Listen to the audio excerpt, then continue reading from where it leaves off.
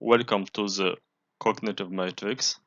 My name is Elmar, and today I'm going to discuss with you Indian philosophy. In order to clarify the topic, I've distinguished several groups of questions. The first group of questions: what are the Vedas? What is the importance of the Vedas for understanding Indian philosophy?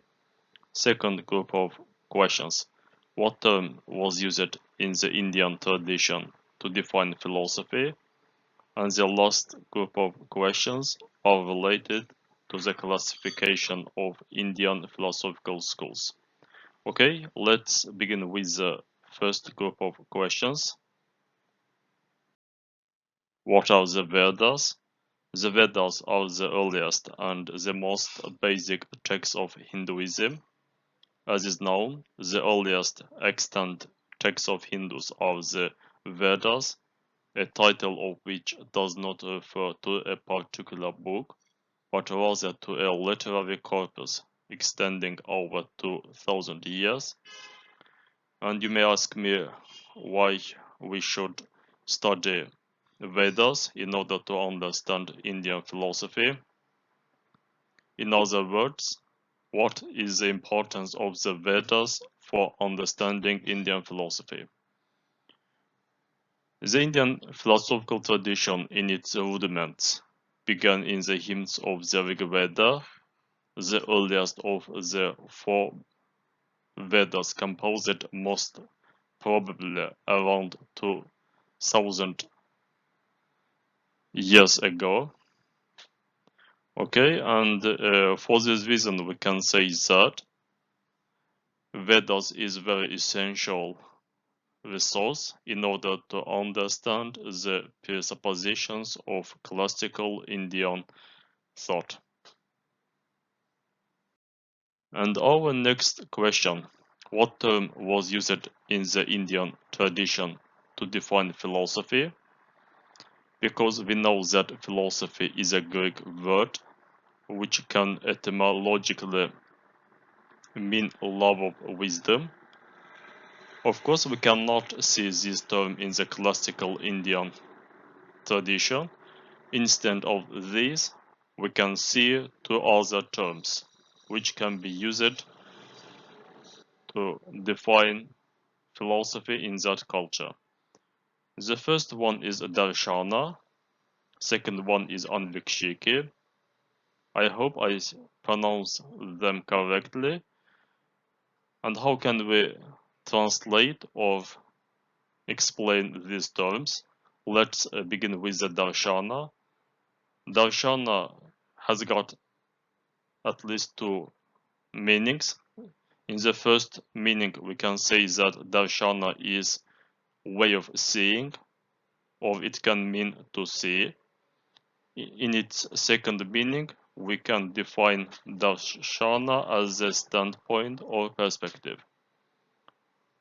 On the basis of these meanings, some scholars or philosophers consider that traditional Indian philosophy is not philosophical in the strict sense of this term.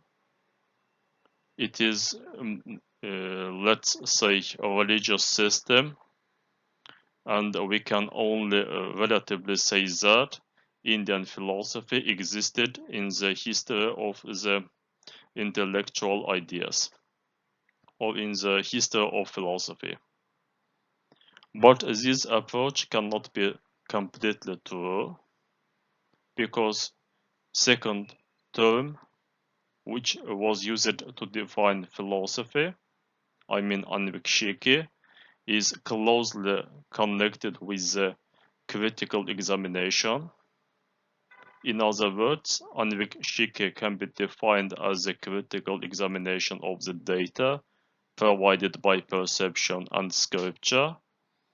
It means that we cannot blindly accept any information which is written in the Holy Scriptures, or we can find inside human mind.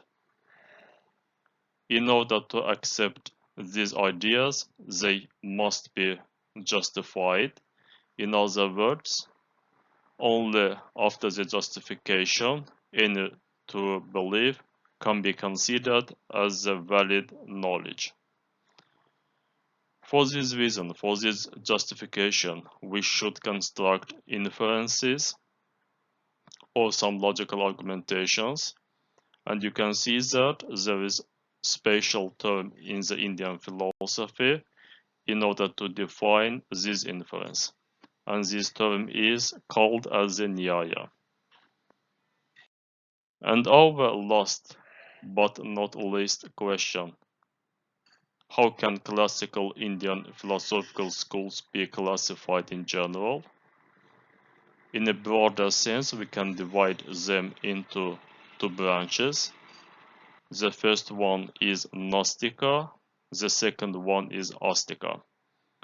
Gnostica means that this philosophical school is atheist or is based on the atheism, but atheism is not the same as it is used in the Western practice.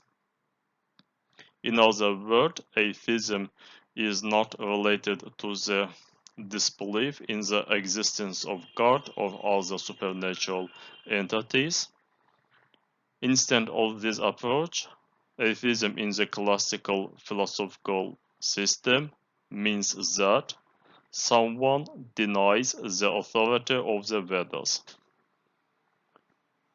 And there are three schools in this system. The first one is Charvaka, second one is Buddhism, and the last one is Jainism. For example, in the Buddhism, we can see the belief in the existence of the God or other supernatural beings.